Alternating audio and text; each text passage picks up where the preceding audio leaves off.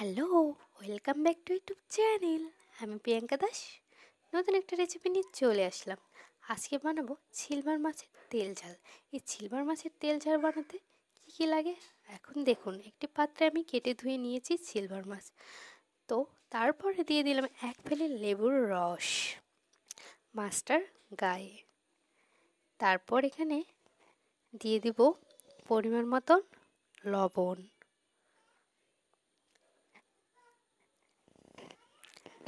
আরও দিয়ে দিব পরিমাণ মতন হলুদের গুঁড়া।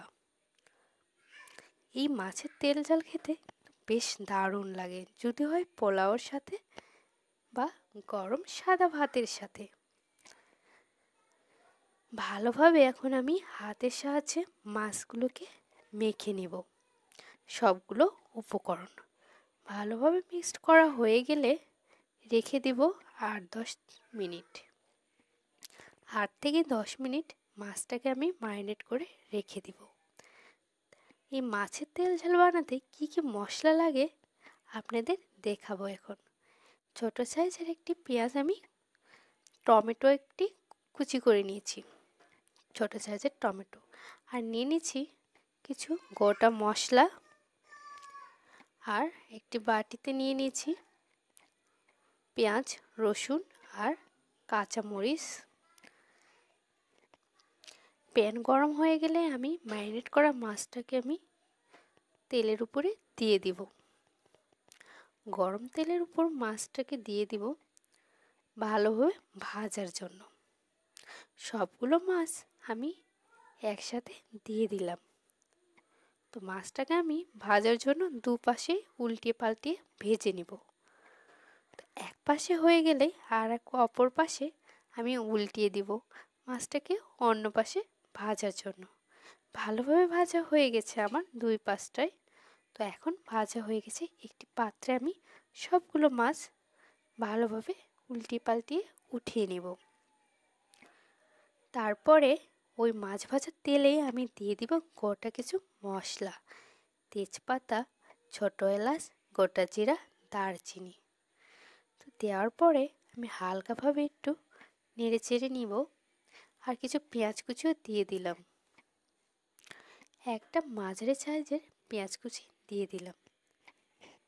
দেওয়ার পরে আমি হালকাভাবে নেড়ে চেড়ে নিলাম।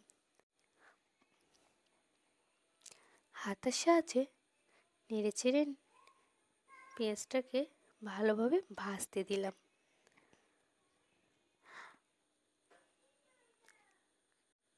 একটু স্বাদ মতো লবণ দিয়ে দিলাম, আর দিয়ে দিব গুঁড়ো হলুদ পরিমাণ মতো, আরও দিয়ে দিব ঝালের গুঁড়ো। এখানে যদিও আমি কাঁচামরিচ বাটা ইউজ করব, তো পরিমাণ মতন ঝালের গুঁড়ো দিয়ে দিলাম। সবগুলো উপকরণ একত্রে হাতার সাহায্যে আমি ভালোভাবে নেড়ে চেড়ে নিলাম। ভালোভাবে মিক্সড হয়ে গেলে ভালোভাবে আমি আবারও নেড়ে চেড়ে নিলাম। ভালোভাবে মশলাগুলোকে একত্রে কষিয়ে নেব। একটু কষানো হয়ে গেলে আগে থেকে ব্লেন্ড করে রাখা আমার মশলাগুলো দিয়ে দিব। এখানে এই বাটিতে আমি দিয়ে দিয়েছি কিছু মশলা, পেঁয়াজ রসুন বাটা, টমেটো বাটা, কাঁচামরিচ বাটা আর আদা জিরে বাটা, একত্রে সবগুলো একসাথে বেটে নিয়েছি। বাটা মশলাগুলো দিয়ে দিলাম, দিয়ে ভালোভাবে আমি একটু কষিয়ে নিব। আপনারা এখানে টমেটো বাটাটা ইউজ করবেন, করলে স্বাদটা ভালো আসে। তো ভালোভাবে আমার কষানো হয়ে গেছে। দেখুন তেলটা কেমন ছাড়িয়ে ছাড়িয়ে আসছে, পেঁয়াজটাও কেমন ছড়িয়ে ছড়িয়ে আসছে। অল্প পরিমাণ জল অ্যাড করে দিলাম এখানে, দিয়ে আবারও একটু নাড়াচাড়া করে নিলাম। পুরো মশলা একসাথে মিক্সড হয়ে গেল জলের সাথে। তারপরে আমি দিয়ে দিব পরিমাণ মতন তরকারির ঝোলের জন্য একটু আরও একটু জল দিয়ে দিলাম। ভালোভাবে ফুটে উঠলে আগে থেকে ভেজে রাখা আমার মাছটাকে দিয়ে দিলাম। ফুটন্ত ঝোলের উপর মাছটা যখন দিবেন তখন কিছুক্ষণ দেরি করতে হবে। মাছটা যখন ফুটে উঠবে ঝোলটা আর কি, তখন অল্প পরিমাণ চিনি অ্যাড করে দিলাম, সামান্য পরিমাণ, আপনারা নাও দিতে পারেন। তো চিনি অ্যাড করলে কি হয়, রান্নাটার ঝাল মিষ্টির পরিমাণ মানে বজায় থাকে, ঝাল লবণের পরিমাণটা বজায় থাকে, আর কালারটারও ভালো আসে। তো হয়ে গেছে দেখুন আমার সিলভার মাছের তেল ঝাল।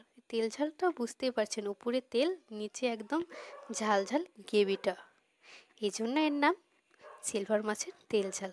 পরিবেশনের জন্য আমি একটি পাত্রে উঠিয়ে নিয়েছি। রেডি হয়ে গেল